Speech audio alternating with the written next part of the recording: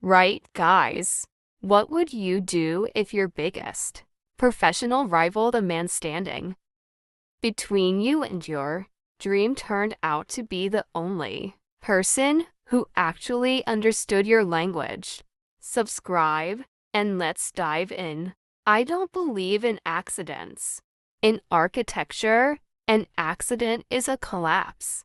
And I, Nia-Rose Okoro, do not collapse. I build, standing at the window of my 50th floor office in Gangnam.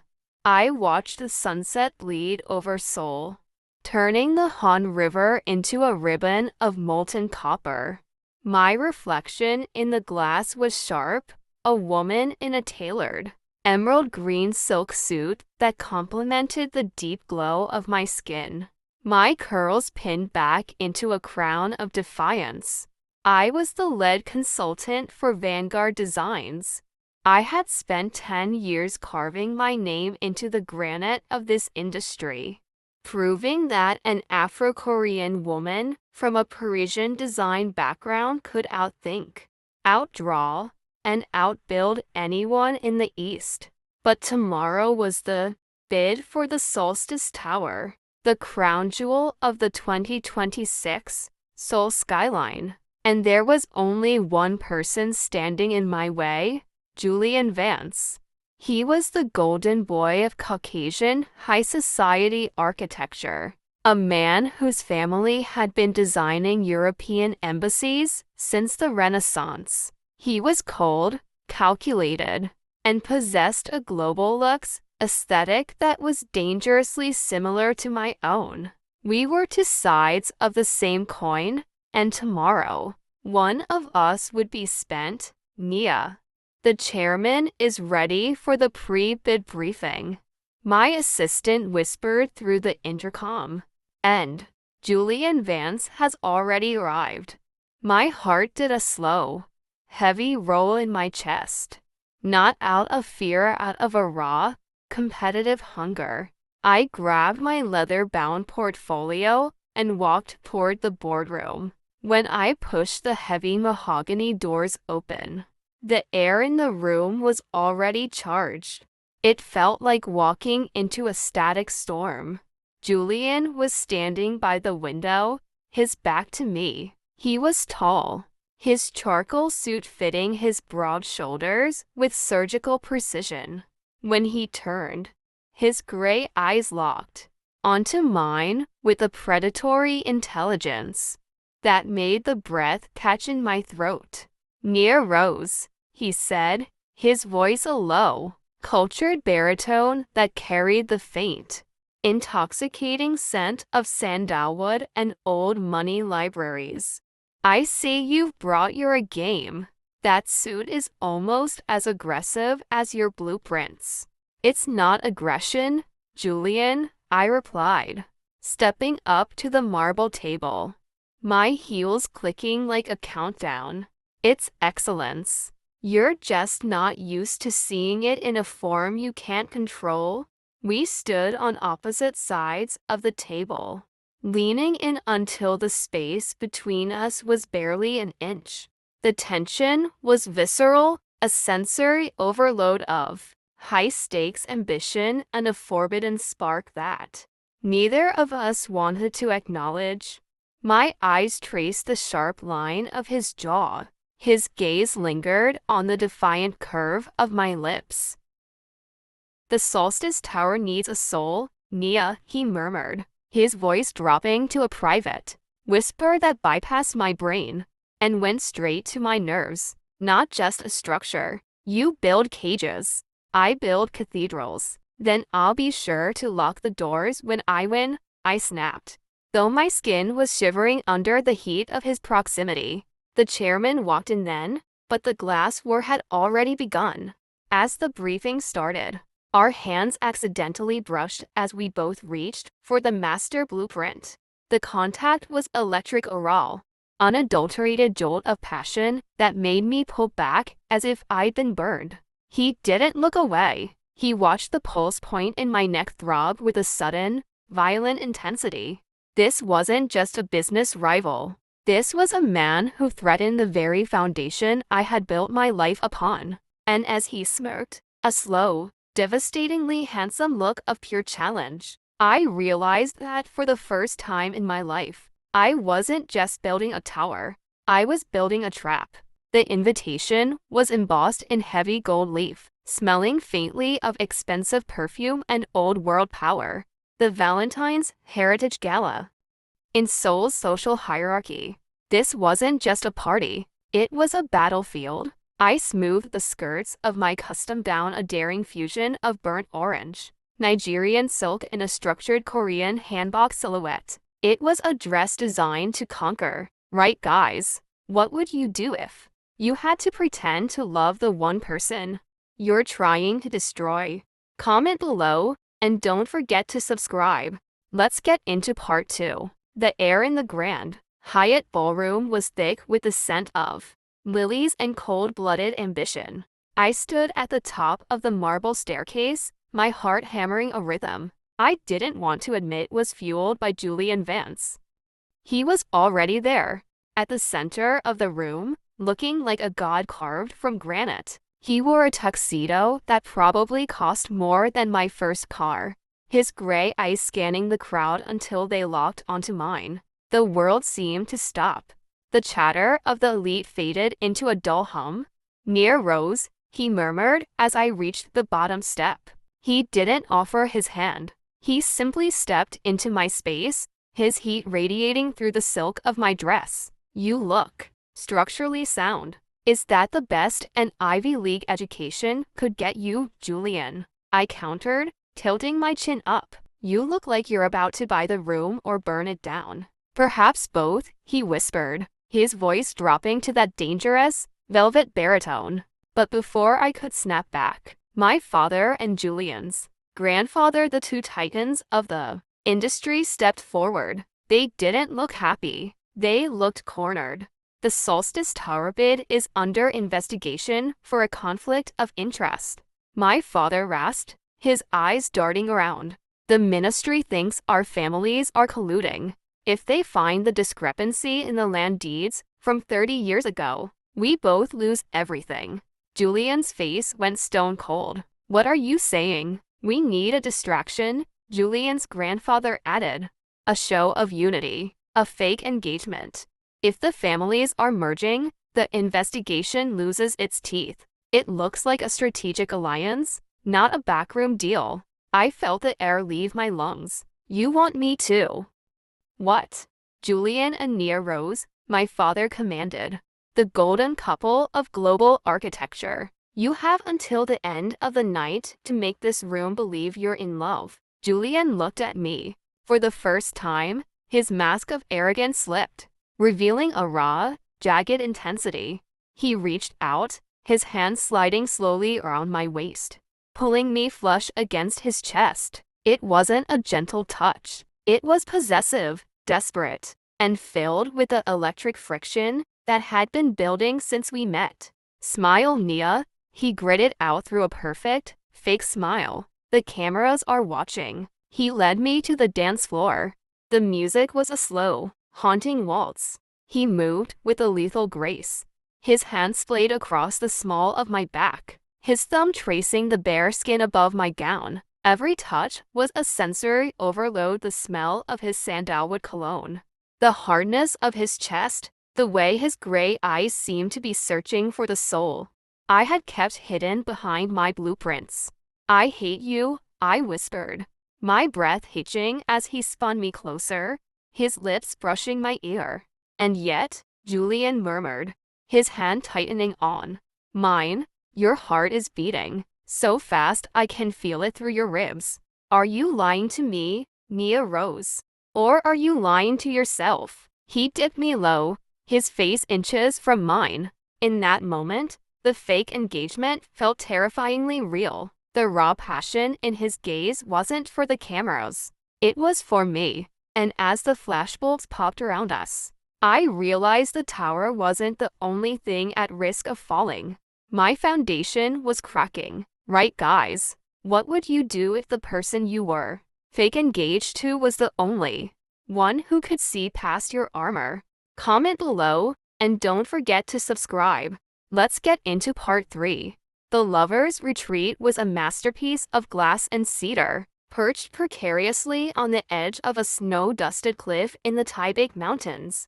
It was supposed to be a PR move, a weekend of romantic seclusion caught by a leaked paparazzi lens to solidify the engagement. But as the heavy oak door clicked shut, leaving Julian and me alone in the sprawling, open-concept living room, the air felt dangerously thin. I dropped my leather weekend bag onto the polished stone floor. "I'll take the loft. You take the master suite." Julian didn't move. He stood by the massive hearth, the orange glow of the fire dancing in his gray eyes. He had shed his tuxedo jacket, his white dress shirt unbuttoned at the collar, sleeves rolled up to reveal forearms that were lean and corded with muscle. He looked less like a corporate titan and more like a man who knew exactly how to dismantle a woman's defenses.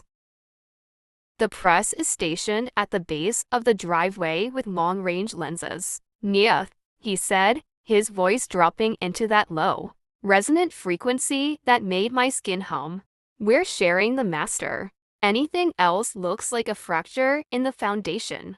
I bristled, my mind racing. "This is a business arrangement, Julian, not an invitation." "Then stop looking at me like you're trying to calculate my breaking point," he countered, stepping into my space. The proximity was suffocating.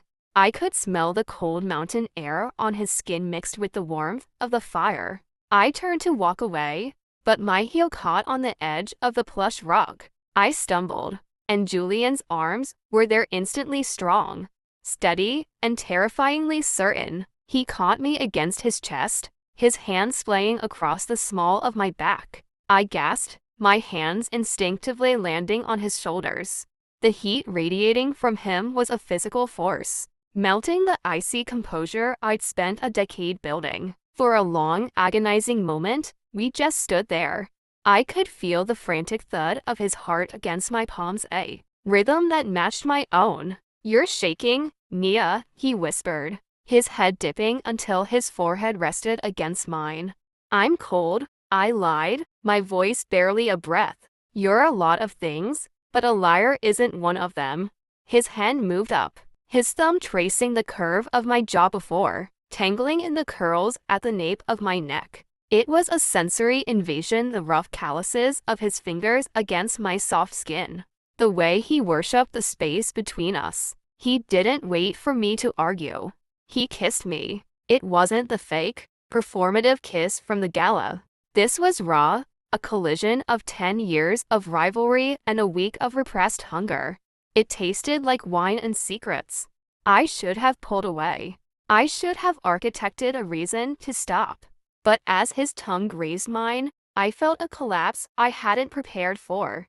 I was shivering, not from the cold, but from the terrifying realization that Julian Vance didn't just want to win the contract. He wanted to win me. He pulled back just an inch, his eyes dark with a passion that felt like a beautiful destruction. "The investigation isn't the only thing that's real, Nia. This. Us. It's the only thing I've built that I'm afraid to lose." Outside, the snow began to fall, blanketing the world in silence. But inside, the fire was just beginning to burn out of control. "Right, guys? What would you do if the moment you finally opened your heart, the floor fell out from under you?"